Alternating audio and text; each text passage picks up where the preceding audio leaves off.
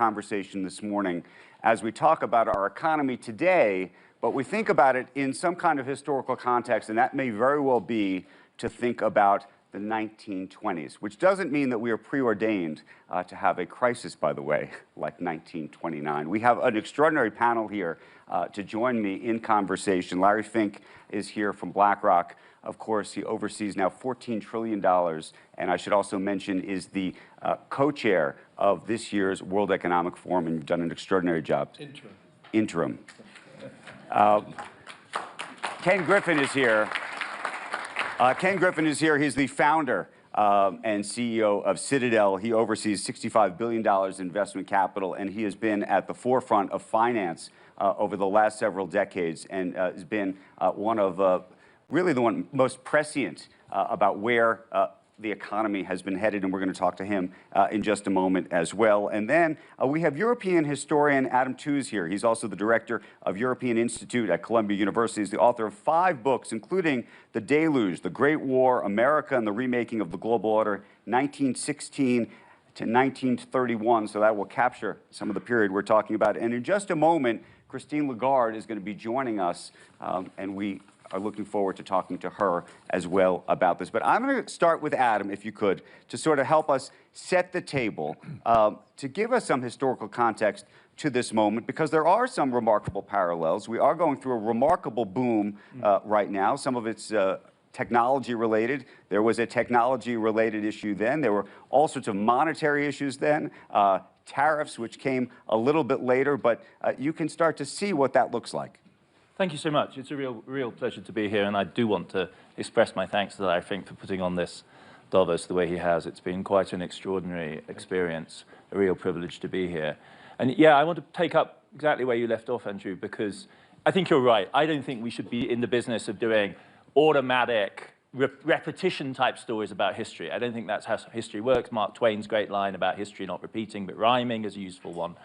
And I do think there are various points in the 20s that are very pertinent to our current moment. One is the technological side. It really was a moment of a new era, especially in electrical technology, but also in mass production. So this is the era of Ford, quintessentially. This is when Fordism becomes a global phenomenon. And also a kind of social model. It's a high-wage, high-effort, high-consumption bargain, which stabilizes, in the best case, high levels of consumption and the growth model of the 20th century. But I think more ominously, and I've really got Mark Carney's speech from yesterday, a really astonishing speech in my mind, is that one of the things we prefer to forget about the 20s is that it is, to most contemporaries, the first moment of unipolarity. This is the moment they think liberal power is triumphant. Why? Because the liberal powers won World War I. The 20s follow World War I, an epic revolutionary war, the first total war. And the powers that prevail are the powers that, in a sense, for a while still held the ring, and the end of whose hegemony Mark Carney was talking about yesterday afternoon. In other words, the British Empire, the French Empire, and the United States. 2 republics, the liberal empire par excellence, and Russia was their only ally, and it succumbs to revolution in 1917 and becomes a more radical power. And the basis for their power was money. It was finance. It was the dollar's hegemony in the 1920s that was supposed to anchor this world that was otherwise really fragile. So for me, the haunting evocation of the 20s is this was I mean collectively, people like us's first effort at stabilizing the world, and we failed at the politics, famously, at Versailles and in the League of Nations.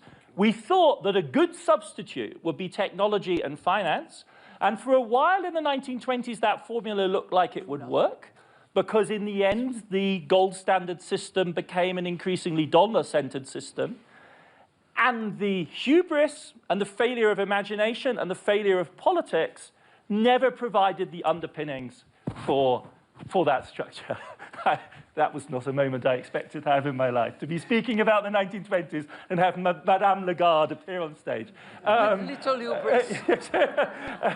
But the discrepancy between the power of economics, the power of production, and the reliance on money, and notably the dollar, and the failure in that context to build deep political connections, for me, is really what the 20s stand for. And that is why, for me, it's so resonant in the current moment, because the crucial power here is the United States. The crucial power in the 20s was the United States. Those new technologies were American. The money that mattered was American. And it's America that essentially for domestic political reasons, defaults on its hegemonic obligations. Madame Lagarde, I want to welcome you. Thank you for joining us. We're very happy to have you. And I would actually go to you if I could, just for a moment. Wait, just now. Just now. But I'll tell you why. Because you gave a speech back in the fall of 2024. And you said that you believed, actually, that there was a parallel taking place between the AI bubble in the 2020s and 1920s and 2020s. And you said, today, like back then, we are seeing setbacks in global trade integration at the same time as strides forward in technological progress. And we were trying to sort of put this moment in a historical context. And so I was hoping you could elaborate and explain what you meant by that. Very happy to. Thank you so much for having me, and I'm sorry I'm late, but initially it was scheduled at 9, and I had something really committed at 8:15, and I had to run from wherever I was. So, I trust that Adam went through the political similarities, divergences, and I don't want to venture there. What I meant in my speech, which was back in 24, so things have changed since that, and they have not changed for the better. What I meant to compare is the technological breakthrough that took place in the 1920s. Whether you look at the size and scope of the electrical grid, whether you look at the combustion engine and its developments, whether you look at the assembly lines that were developing, those were technological breakthrough that took place in those years and decades. At the same time, you also had a stock market that was doing very well. And what we observed in the 20s, and maybe, Adam, you went through that, is a significant change in the global trade. I wouldn't call it a collapse, but it went from 21% of GDP, roughly, down to 14% in a matter of a few years. So what we're looking at now is galloping digitalization of our economies, with a particular focus on artificial intelligence. We're seeing stock markets that are doing extremely well, particularly, well, not only in advanced economies, but also in emerging market economies. And we are seeing a fragmentation of geopolitics, more on that and to be continued, which is accompanied by an increase of the tariff, of the import and export restrictions, in almost all categories of products. So, and this is unprecedented as long as WTO observes those restrictions. We're not seeing yet the collapse of trade in the numbers that I have mentioned. No. Not yet. It's still holding. It's declining a bit, but it's still holding. Question is that going to hold? But the key point that I would like to make, if you give me a little more time, is that the big difference between the 20s and now, in a way, which makes the current situation more unpredictable and probably more icy. I just came back from this cold out there, so icy is a good word for that. Is the fact that those breakthrough of the 1920s could diffuse, to use a colloquial language, could diffuse within boundaries, within national territories.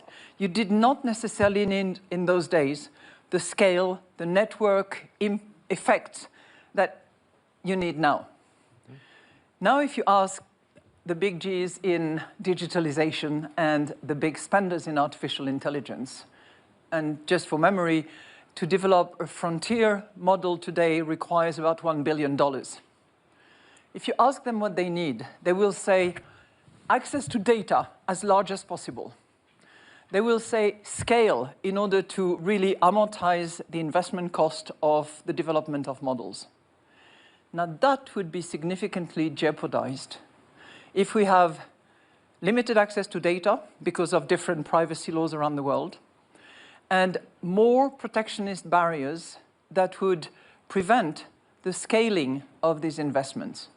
Now, I might be having an overly negative and pessimistic view of what we are seeing at the moment, but I think that's a real threat. And the development of AI, the gain of productivity that we hope for, is difficult to reconcile with fragmentation in terms of standards, licensing, access. And I would contend that this can only be remedied by a degree of cooperation that is going to be a factor of willingness of people to accept and tolerate different paradigms, different cultural preferences, and different views of the world. It's difficult. Larry, Yeah, speak to that, if you could, because I can tell you're thinking about it. Well, I spent a lot of time on it, and I think what Christine said is the foundation of a major issue. But I would turn the lens a little bit. I think for the Western economies, if we don't cooperate, if we don't scale, China wins. There's enough population there. Privacy laws are obviously quite different there, and so the data that they can accumulate, which is giving them a dramatic advantage. And I think that's going to be one of the big overwhelming things. When people ask me, are we in an AI bubble? I said, I think there are going to be some big failures, but I don't think we're in a bubble. But that being said, I would much rather say that we need to spend more money to make sure that we're competing properly against China. And so to me, all the issues that Christine has raised, they're there, they're obvious, they're things that we need to be addressing. Right now, we're at this point now where everybody believes there's going to be a massive J curve of demand for that information from AI. The key to that is making sure that the demand only comes if technology is diffused for more applications, more utilizations. If technology is just the domain of the 6 hyperscalers, we will fail. And so to me, it is, and we don't have enough information yet, the key, how fast we diffuse it, how quickly is it adapted and adopted, to me are going to be the 2 key characteristics. The parallels for me for 1929 and evolving into 2029, to me the big 2 factors that are, to me, the limiting factors are going to be, can we grow our economies fast enough to overcome our deficits? That's going to be one big issue, especially with the rising deficits of the U.S. And the 2, the capabilities of the capital markets to continue to fund these investments, to make the Western economies having the capabilities to have that J curve in the adoption of technology. Let me ask you, and let me go to Ken on this, and it's reflective, though, of something actually Larry's talked about over the past couple of years.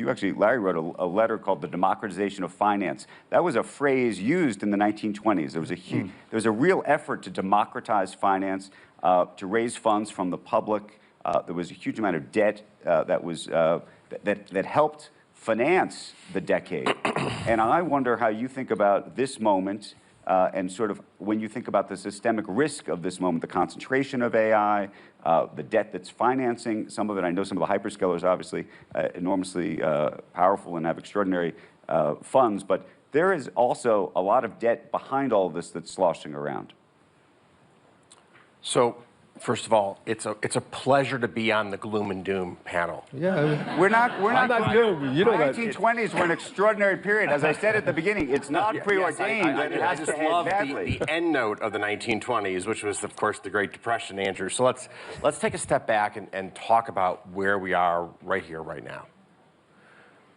The area of recklessness is the spending of governments around the world, who are all, with little exception, all spending well beyond their means.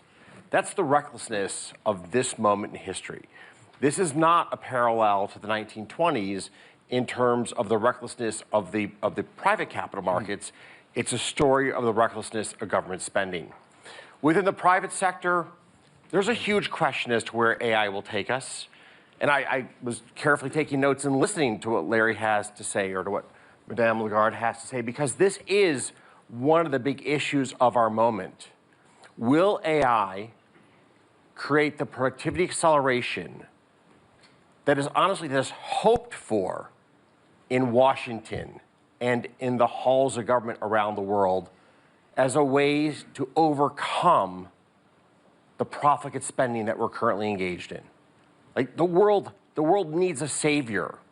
And the hope is that AI is the savior that we need for productivity. And the challenge with this is it may or may not be. We just don't know yet. Now, there's a tremendous amount of hype around AI. And in some sense, the large AI companies need to create that hype to raise the tens or actually hundreds of billions of dollars of investment that are going into the field. Like, you wouldn't be able to raise hundreds of billions of dollars. We'll spend, and Larry can probably correct me on this, but roughly $600 billion this year in CapEx for data centers in the United States. I think it to be larger. But does that mean that it's getting hyped up too much, or it's just the hype is required as a sales mechanism? Go ahead. First of all, so much of the data centers are being built for cloud. Right. And the big issue is going to be in terms of monetization of the spend. The data centers are being built for AI requires more advanced chips. The question is, what is the lifetime of that chip? If we have new technological changes in the lifetime of the chip in 1 year, then that spend is going to be really a bad spend. If the lifetime, as they expect it to be, is 4 or 5 years, and then those chips can be used for cloud, then I think these investments are going to prove to be good investments. So I think it's going to be, if the speed of technology changes and all these investments now, it's going to be challenged. But I agree with Ken. I think we don't know enough, but I'm personally very optimistic on how AI is going to affect the world economy. Madam Lagarde, can I ask you a question to take on the issue that I think Ken raised, just about the amount of debt in the system today? Not talking about corporate debt, but sovereign debt. And the reason I ask is, back in the 1920s, at least in the United States, there was a budget surplus. I believe there was actually a budget surplus in a lot of other countries as well, not everywhere, of course. But today, in the US, there's $38 trillion of debt. And the playbook that we all learned, actually, in the aftermath of 1929 is, what do you do when there's a crisis to stem it?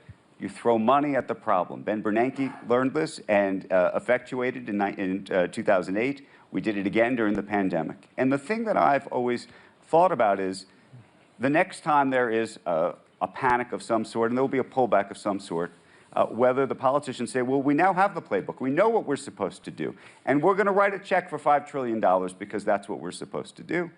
Except that we keep wondering, is there some kind of invisible line in the bond market around the world that turns into a red line where the investor class says, we're not doing it anymore. And then by the way, you get into sort of an austerity, vicious cycle. Two things. I'm not going to address your question right away because I want to come back to a point that was made by both Larry and Ken, I think. And I'm not denying that investment in artificial intelligence can be extremely net positive and will deliver productivity gains, the amount of which is questionable. And you have a spectrum that is quite large as to how much it will deliver. But I think that, to come back to my minimum cooperation needed for that, we also have to consider that it's capital intensive, energy intensive, and data intensive. And we have to be mindful of the three. In terms of energy intensity, what kind of energy is being used to manage data will matter. What the consequences will be on the people will matter as well. So I think that in this cooperation approach that we have, which will have to take care of data privacy, for instance, and preferences in different corners of the world, we also need to be mindful of the energy consumption and what kind of energy it is and what impact it has on climate. And number two, we have to be mindful of the consequences for people. Because unless we move in this dream world of Keynes, where working is a choice in a way, which I don't see on the medium-term horizon, we have to understand what consequences it has on people, unless we want to risk a dislocation of society. Now, I come back to your point. Yes, debt has increased massively and is increasing in some corners more than others. I think the real question is what is done with that financing that the sovereigns are accumulating. Not all debts are the same. Debt that is invested in necessary, productive projects or necessary for security purposes will always find people to finance it. That's my assumption. Debts that are not for productive purposes, that are not going to sustain growth on a sustainable basis, that will be far more difficult. So I'm not going to tell you that there is a red line. I'm not going to tell you that central banks will always be around either. But I think that the nature of the purpose for which debt is subscribed will matter more than the actual volume. Speak to what you did. You just said something very intriguing. No, I'm not going to speak more to it. No to the idea that central banks might not always be around. What did you mean by that? Look, I went through my lot of crises, as many of you have as well. And I remember the days when it was mentioned that, central bankers are the only game in town. This is not the right approach to a balanced and durable equilibrium. Measures have to be taken by fiscal authorities. Reforms have to be undertaken. The purpose for which spending is organized has to be thought through, and the consequences on people if we want society to stay together. So just, I'm not trying to put words in your mouth, but are you basically saying that in our legislative branches around the world, we have abdicated responsibility of being fiscally prudent and thoughtful as to how we use society's resources, and have become overly reliant upon central banks to continue to try to keep the economy going in the right direction against this onslaught of reckless spending? I'm not suggesting it's the case now, but we have observed it in the past. I mean, the historic irony is that when people talked about central banks being the only game in town in the 2010s, what they were actually urging is more active fiscal policy. Right? Because the problem was that we had a low-inflation environment, a stagnant growth, including notable figures at BlackRock were arguing for a more assertive fiscal policy because there was a deep imbalance between the two levers of macroeconomic policy, which was also a lesson of the 1920s. And right now, what you're arguing for, I take it, is a more just abstract proposition that it is crucial to have, as Ken's suggesting, responsibility in every arm of government. Yep. And that responsibility pertains not just to the macro aggregates, I'm hearing you say, but to the specific type of spending. Your distinction between the productive and the unproductive is not just for economic purposes, but also for the question of political legitimacy and social coherence, the crucial thing. Because the social bargain in Europe and in the United States, but really in Europe, is deeply stressed, I think, by the perception that modern welfare states are unproductive, and a huge number of really vicious distributional struggles which are reawakening another 1920s ghost, which is the ghost of fascism. Right? The sort of political parties which certain visitors to the conference would quite like us to give more platform to, who are direct heirs to that kind of tradition, they are mobilizing in Europe right now around the delegitimization of public spending, which axes on this productive, unproductive, national, international, migrant, ethnic, national. And so that's why these politics are explosive. But Adam, in 2010, the mantra was too big to fail, which Andrew wrote about. But because of that mantra, too big to fail, there was a societal view, do not bail out. So there was not much fiscal stimulus as much as necessary. But I would say the learning lesson from that was 2020, where you could argue we used huge amounts of fiscal stimulus, probably too much, looking backwards. So I actually believe, we're all evolving in which lever to pull. And so I think, Europe, especially after 2008 and 2009, probably did not use enough fiscal stimulus. But in the 2020s, because of COVID, we probably used way too much fiscal stimulus. So it also depends on what structures you have, again, because the Europeans they essentially have part-time working systems which keep people in employment. Whereas America, with surging unemployment in 2020 and no national unemployment insurance system that actually works, has to rely on this sugar-high, trillion-dollar, check in the mail, emergency bailout of American society. And it's easy to overdo that. I mean, in my view, it's one of the great macroeconomic success stories of recent times. It has, you're absolutely right. The learning here since the 1920s is surely one of the dramatic. We have not had another 1929. That is a crucial point. I have a different question from Madame Lagarde, and it's actually about the connection between the independence of central bankers relative to the political class. And the reason I ask it is not just because of this particular moment. No? Just happens to be Wednesday. Huh? But this gets to an interesting parallel. It gets an interesting parallel. If you go back and look at what happened actually in the 1920s and 1929 in particular, and I read through some of the diaries of the Federal Reserve board members in the United States during this period. They were so worried about the politics of the moment. They were so cognizant of the politics. It wasn't, by the way, then that the president, in that case President Hoover, was telling them what to do exactly. It was that they were worried that the central bank unto itself which was considered an experiment still. It was still new, yeah. Would be disbanded. You talked about whether central bankers will be here. They weren't sure whether they were going to tip the balance and that Congress was going to say, enough with you. And so I wonder, and there are lots of times also during some of these crises where the central bankers have to work hand in hand with the Treasury departments and presidents. So here we are in this moment. You publicly came out recently, and signed a letter around what's happening in the United States and our Federal Reserve. But how you think about that? First of all, I would distinguish between tribute to your work, because you really went into great details about how they thought in those days and what their fear was. But I would distinguish today between working hand in hand, which in a way we did during COVID, let's face it, and fiscal dependence. So while working hand in hand in particular circumstances, as exceptional as they were, I think was completely legitimate.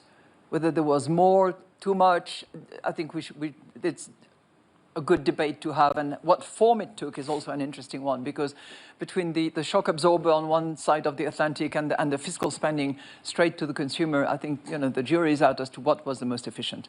But fiscal dependency is another matter, which I would strongly argue against. For me, the great champion and hero of breaking the back of this dependency of central bankers was Volcker, who took the risk, major one, to really affect the economy, jeopardize the economy, to make sure that price stability would be delivered. And I think the standing he had with President Nixon at the time, in order to demonstrate the independence of the central bank to restore price stability, is something that we should, keep in the back of our mind. I'm not going to comment on what's happening just right now, including today, actually.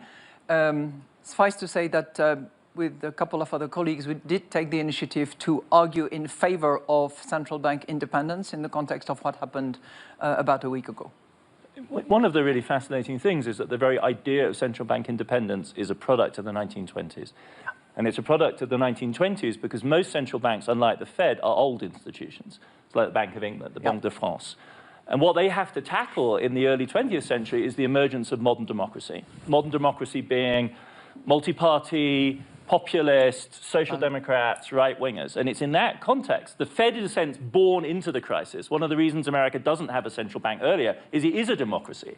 And capitalist democracies are contentious, and money is contentious in capitalist democracies, and central banks are incredibly contentious, and America doesn't get there until the compromise of 1913 under Wilson. Whereas the others, the British, the French, the Germans, of course, have to actually figure out what it means to do market-centered, finance-centered, bank for banks, banking in an actual live social democracy. And it's out of that this notion, from the very beginning, it was always agonistic to populist democracy. From the 1920s onwards, like the phrase is Montague Norman's phrase, knave-proof, right? You want to make the central bank knave-proof, which has a certain resonance in the current moment, right? You need to make the central bank institutions proof against those kind of pressures. And it's been, I think, one of the productive sites for thinking about the relationship between expertise, politics and the pressures of the market ever since. Volcker, one might have different views about, but he certainly, I would entirely agree with you, set the paradigm of the modern independent central banker, whether one likes the paradigm or not, but it's clearly the definitional moment under Carter into Reagan, withstanding the pressures of the Reagan presidency, amongst other things. But just to put things in context, the modern central bank represents the reality that we are not on the gold standard that we were on Fiat money. True. back 150 years ago. And I'm not advocating we should be on a gold standard. It's just a very different world. And then the second salient difference between today and going back 100 some years ago is that debt is ubiquitous. Yeah. And in a market economy where debt is ubiquitous, deflation is terrifying. Well, this is the reality after World War I in the 20s, though. Debt is ubiquitous. Debt to GDP levels in Europe are higher than they'd ever been before after World War I. And no one's on the gold standard after World War I. So in fact, they have to manage democracy, deal with 140, 150% of GDP debt, and figure out how you're going to do central banking. And amazingly, they opt for the gold standard. So it isn't then Britain, France, Germany, none of them are on the gold standard. Italy, in 1919, when the 20s begin, they all have to get back there by convergence with the US. This becomes the great clash between Keynes and Winston Churchill in the 1920s is, what price are we going to pay?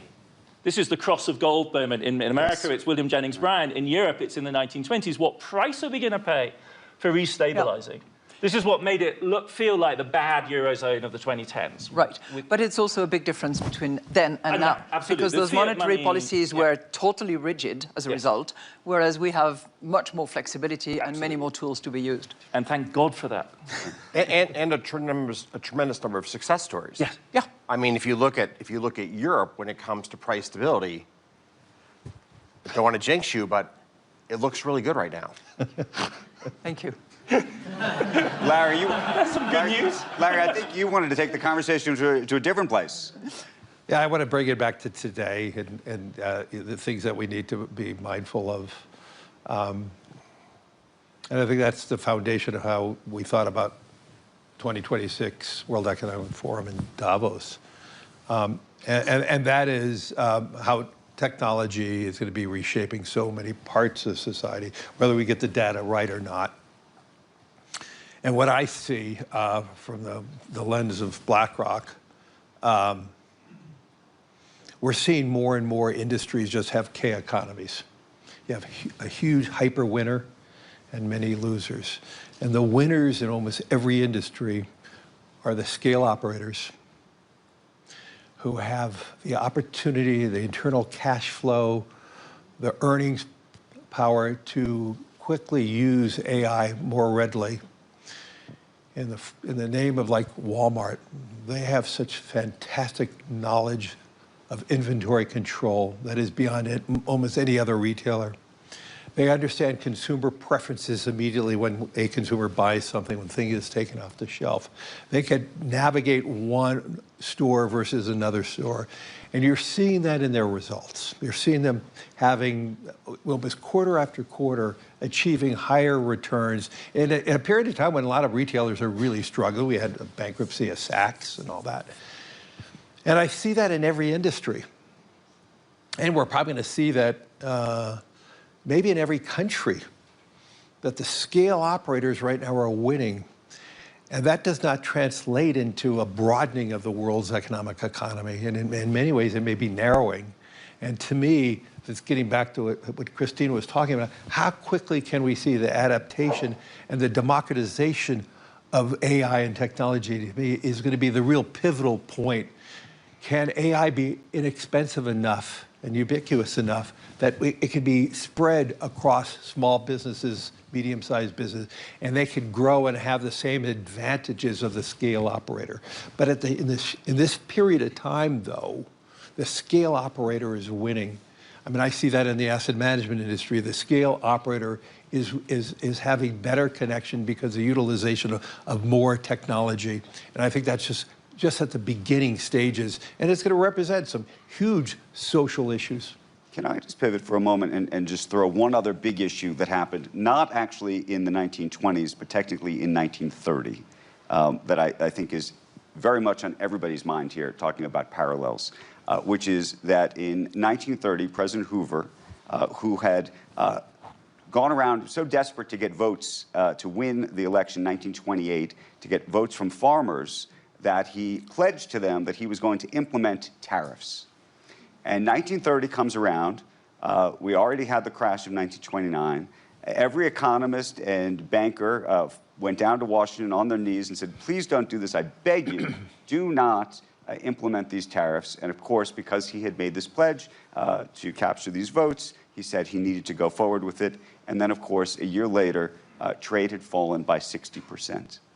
I'm curious how you think about that in the context of where we are now. I imagine the president may even speak about tariffs later today.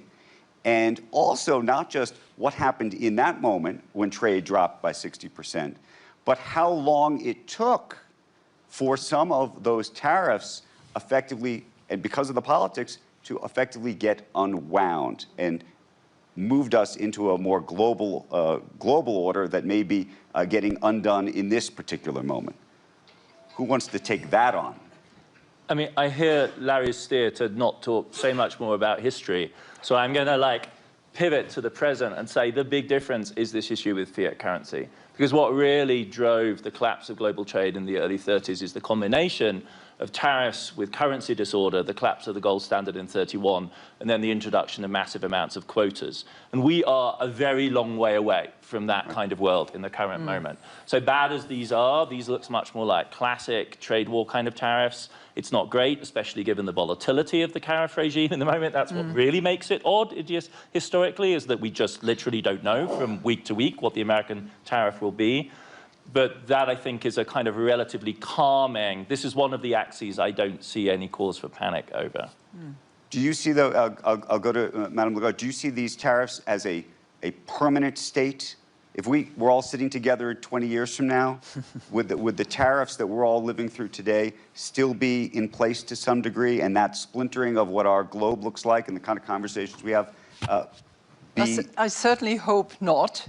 But let's see in 20 years' time. You might be here, I might not. But, again, I think what matters is to sort of go under the skin of those tariffs and see who is bearing the brunt of it. And we might be surprised. I haven't seen many studies, but there is certainly a study by the Kiel Institute in Germany that identifies the US consumer and the US importer as the key carrier of the burden of tariff. If I look at the US-Europe relationship at the moment, from 2% tariffs back a year ago, we are now at 12-point-something tariffs, average across the euro area. With the threat that is looming around, we would move up to 15% on average with heterogeneity. If 96% of that is on the US consumer and the US importer, I don't think that's a very good outcome. Particularly in terms of inflation.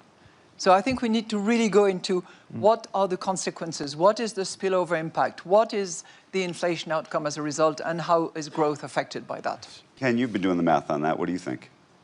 So, obviously, I've spoken out on this topic over the course of the last year and change, and regretfully, I think some of the concerns that I've highlighted have played out. Tariffs have been regressive on the American consumer. And we've seen the administration roll back tariffs on goods that directly touch the American consumer. Not all goods, but many goods they've rolled back tariffs on. Number two is who pays for the tariff, right? With any tax, and a tariff is a tax, there's always a question, who pays the tax? And in this case, it does appear there's been 2 or 3 studies that have been done that the incidence of this tax is falling on the American consumer and the American corporation, and not on foreign companies. And then, of course, cronyism is a constant fear with tariffs, that you create an environment where the company most connected to Washington is the company that curries favor. And that puts small and medium enterprises at a real disadvantage. And I'm going to touch on a point here to go back to your commentary about the rise of these very large, successful businesses. Most of them started as small enterprises in our lifetime. Right. The person to my right runs the world's largest asset manager. He started the world's largest asset manager. and created that business in a fraction of a lifetime. It's a tremendous success story. It's the story of the vitality of the U.S. economy, that small and medium enterprises in just a few decades can rise to become global leaders. In fact, if we look at the AI firms of today, everyone was talking about Anthropic and OpenAI. Anthropic didn't exist a few years ago. OpenAI didn't exist 15 years ago. NVIDIA was a company that made video game processors. The three largest mindshare names in AI are all effectively less than roughly 10 years old. And it's that vitality that draws capital to the United States that does fuel the economic prosperity of America. And we need to continue to protect the opportunity sets for our small and medium enterprises, because you never know which one will be the next BlackRock, the next Anthropic, Apple, and so on. Larry, I have a technology question for you.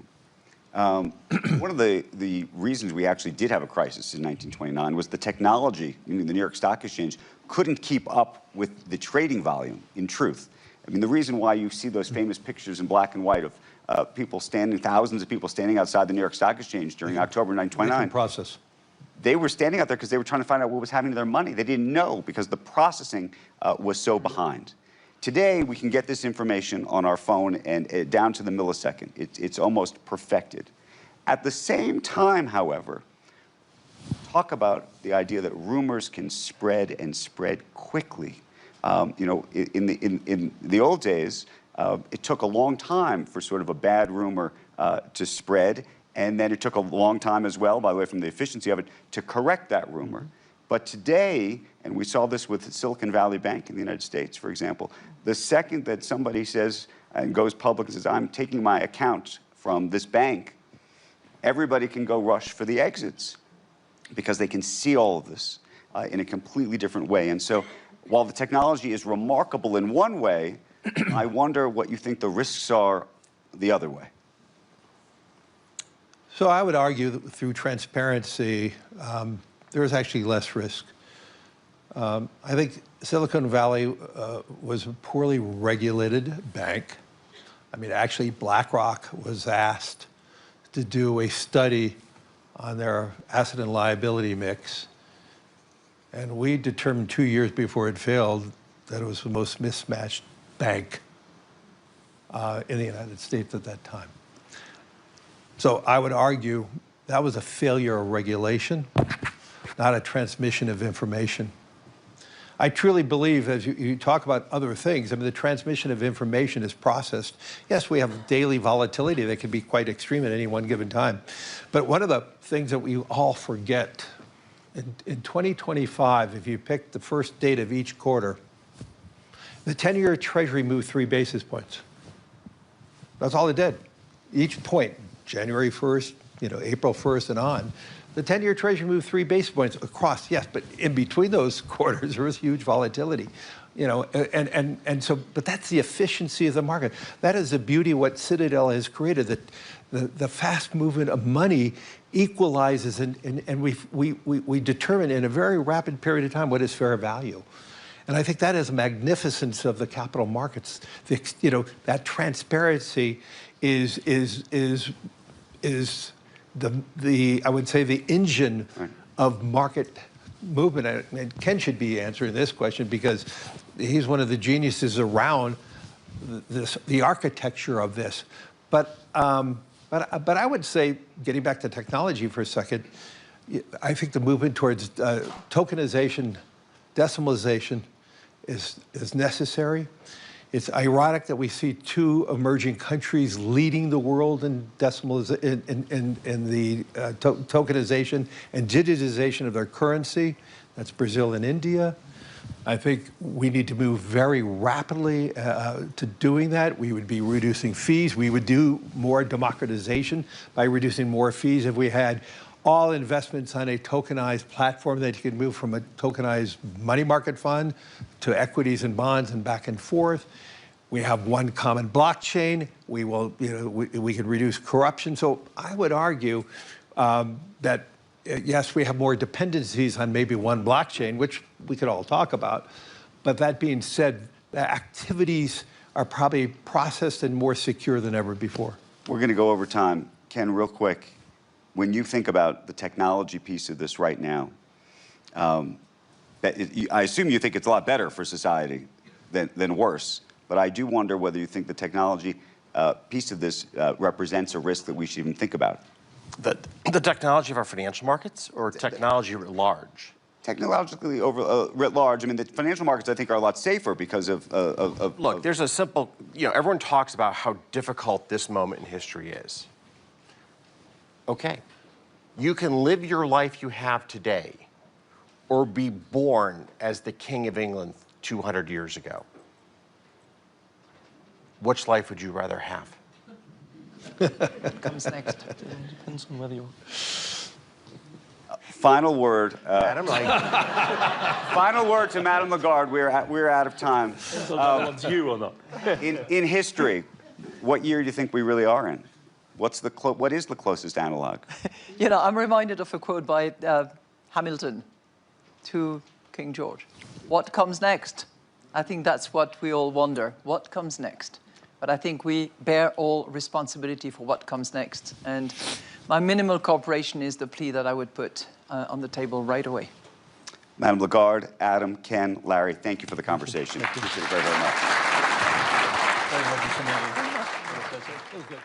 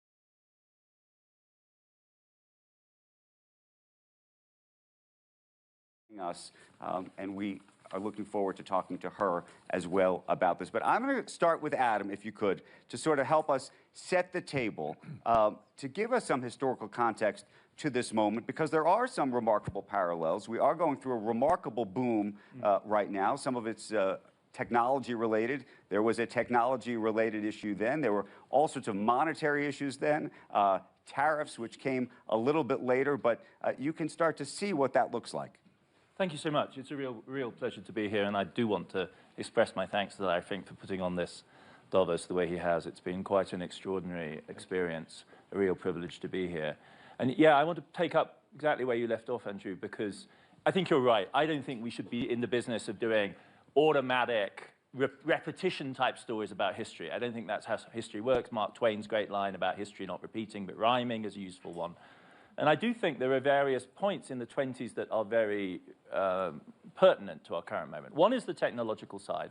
It really was a moment of a new era, especially in electrical technology, but also in mass production. So this is the era of Ford, quintessentially. This is when Fordism becomes a global phenomenon. And also a kind of social model. It's a high wage, high effort, high consumption bargain, which stabilizes, in the best case, high levels of consumption and the growth model of the 20th century. But I think more ominously, and I've really got Mark Carney's speech from yesterday, a really astonishing speech in my mind, is that one of the things we prefer to forget about the 20s is that it is, to most contemporaries, the first moment of unipolarity. This is the moment they think liberal power is triumphant. Why? Because the liberal powers won World War I. The 20s follow World War I, an epic revolutionary war, the first total war. And the powers that prevail are the powers that, in a sense, for a while still held the ring and the end of whose hegemony Mark Carney was talking about yesterday afternoon. In other words, the British Empire, the French Empire, and the United States. Two republics, the liberal empire par excellence, and Russia was their only ally, and it succumbs to revolution in 1917 and becomes a more radical power. And that basis for their power was money. It was finance. It was the dollar's hegemony in the 1920s that was supposed to anchor this world that was otherwise really fragile. So for me, the haunting evocation of the 20s is this was I mean collectively people like us's first effort at stabilizing the world. And we failed at the politics, famously, at Versailles and in the League of Nations. We thought that a good substitute would be technology and finance. And for a while in the 1920s, that formula looked like it would work, because in the end, the gold standard system became an increasingly dollar-centered system. And the hubris and the failure of imagination and the failure of politics never provided the underpinnings for that structure. That was not a moment I expected to have in my life, to be speaking about the 1920s and have Madame Lagarde appear on stage. Little hubris. But the discrepancy between the power of economics, the power of production, and the reliance on money, and notably the dollar, and the failure in that context to build deep political connections, for me, is really what the 20s stand for. And that is why, for me, it's so resonant in the current moment, because the crucial power here is the United States. The crucial power in the 20s was the United States. Those new technologies were American. The money that mattered was American. And it's America that essentially for domestic political reasons, defaults on its hegemonic obligations. Madame Lagarde, I want to welcome you. Thank you for joining us. We're very happy to have you. And I would actually go to you if I could, just for a moment. Just now. Just now. But I'll tell you why. Because you gave a speech back in the fall of 2024. And you said that you believed, actually, that there was a parallel taking place between the AI bubble in the 2020s and 1920s and 2020s. And you said, today, like back then, we are seeing setbacks in global trade integration at the same time as strides forward in technological progress. And we were trying to sort of put this moment in a historical context. And so I was hoping you could elaborate and explain what you meant by that. Very happy to. Thank you so much for having me, and I'm sorry I'm late, but initially it was scheduled at 9, and I had something really committed at 8:15, and I had to run from wherever I was. So I trust that Adam went through the political similarity.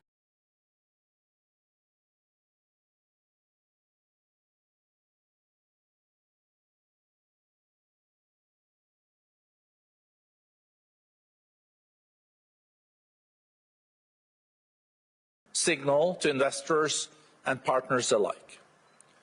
This agenda, underpinned by a positive growth outlook that outperforms many regional peers, is also a testimony to the reforms undertaken.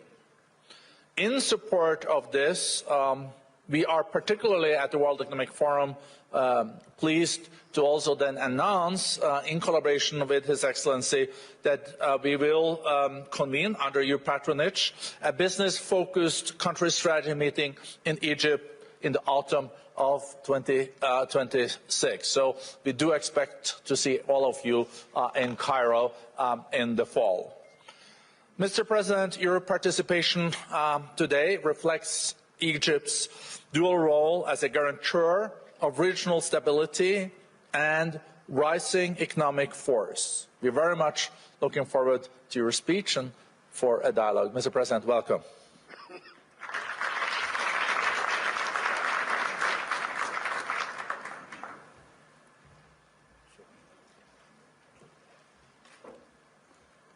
In the name of Allah, the most gracious, Mr. Borg-Brande, Chairman and CEO of WEF, ladies and gentlemen, as I begin, I'd like to extend sincere thanks and appreciation to Mr. Borg-Brande for his generous invitation to join the annual meeting of the World Economic Forum. This outstanding gathering offers a precious opportunity to address international issues and current challenges, while geared to achieve our common goal, that is to build a more prosperous and just future for everyone. Our world today faces monumental challenges on a development path. It witnesses profound transformations in the patterns of international cooperation, in addition to a rising role of innovative tools of technological progress, digital transformation, and AI applications. This matter requires us all to consolidate efforts and promote cooperation and joint action to enable ourselves to cope with those changes and seize the opportunities for the good and mutual benefit of our nations. As we believe in the importance of cooperation, Egypt continues to build solid regional and international partnerships to ensure mutual benefit and sustainable development. Egypt is also invested in creating a private sector conducive environment, being an essential partner on the road to development, progress, and prosperity.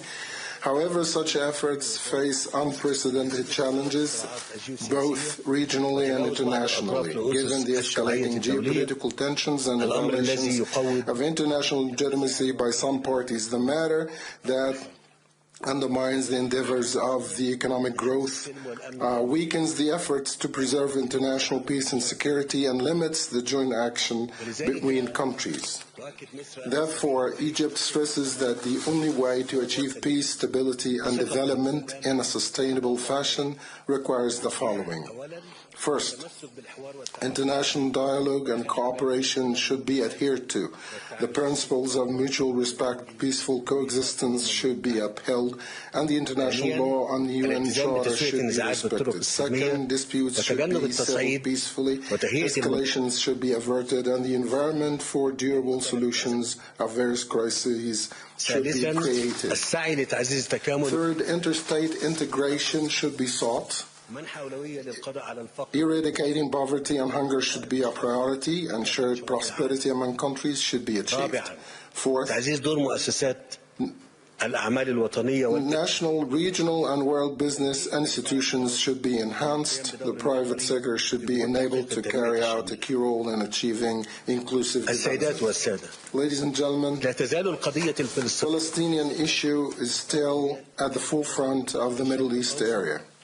It forms the essence of the regional stability and the main anchor of just and comprehensive peace. Along these lines, I'd like to express my appreciation of President Donald Trump's efforts and commitment to stop the war in Gaza and his sincere endeavors to alleviate the human sufferings of the brotherly Palestinian people for over 2 years now.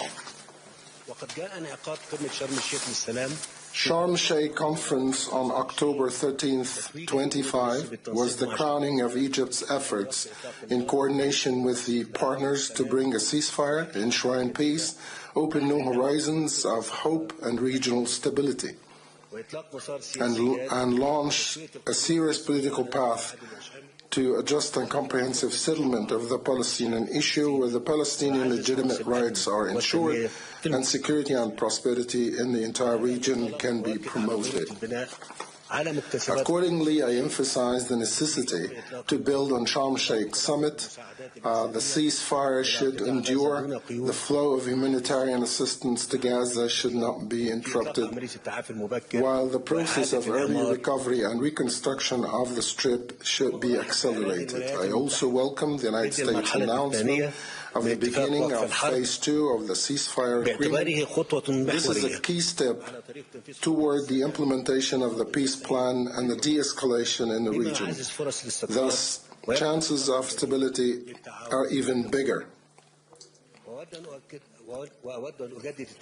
And I'd like to re-emphasize that Egypt, out of its historical role in supporting the Palestinian cause, will spare no pains to continue engaging with all parties concerned to reach a just, comprehensive, and permanent solution of the Palestinian issue based on the two-state solution and the international legitimacy resolutions that provide the establishment of an independent Palestinian state on the lines of the 4th of July 1967 with East Jerusalem as its capital. Distinguished audience, despite multiple regional and international crises, Egypt continues its ambitious economic reform with an integrated package of actions to control financial and monetary policies, restore the investors' confidence in the Egyptian market, upgrade the investment legislative environment, and provide attractive incentives to investors.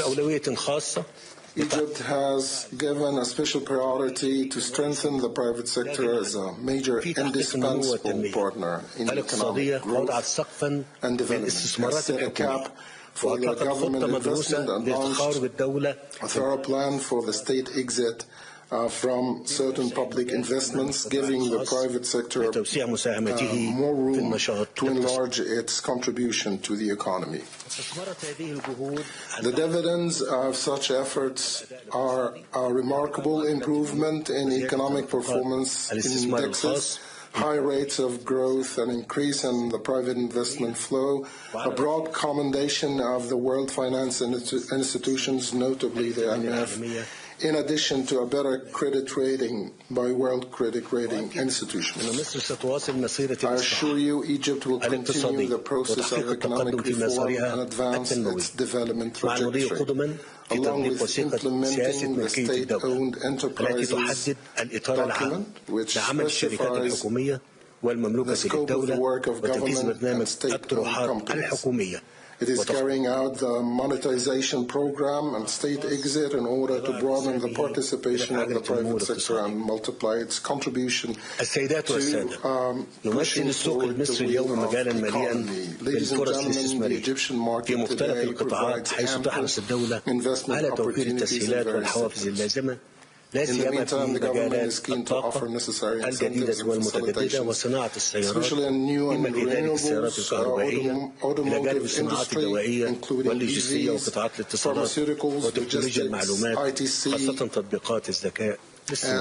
and AI applications.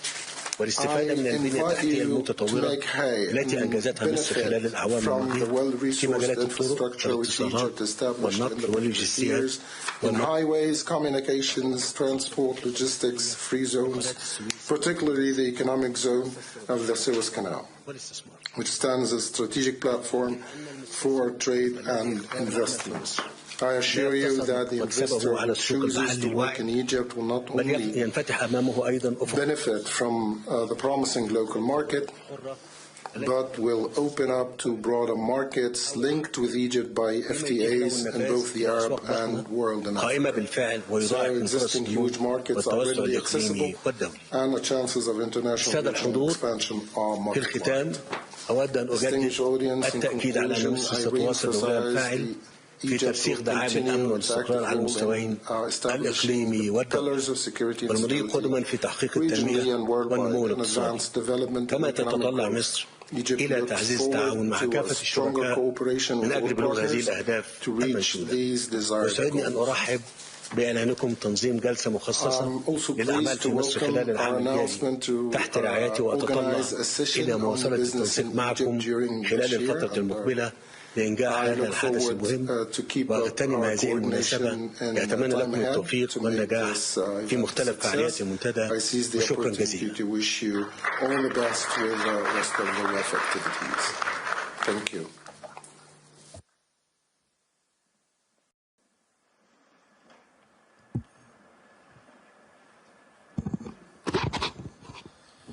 Mr. President, thank you so much for your speech. And my interpretation is that geopolitics are challenging, but economy is going a lot better than the geopolitics. But if you look at the region of Middle East and North Africa, the MENA region, how do you interpret from the Egyptian side what is now unfolding? And how do you think we can move more decisive towards peace and reconciliation moving forward? أنا بشكرك جدا على هذا السؤال، وأيضا اسمح لي أقول لك إن Thank you very much for this question. The measures that have been taken in Egypt, whether on the geopolitical level, which I mentioned during my speech, Egypt has tried, not only in the last few years, under what is happening in the Gaza Strip, but for the last 10 years when we were in charge, I was personally in charge of the state of Egypt. We always wanted Egypt to be pivotal, stabilizing force in the region that suffers from some shocks in the last few years. And we have never forgotten our role, because we have to be pivotal, we have to work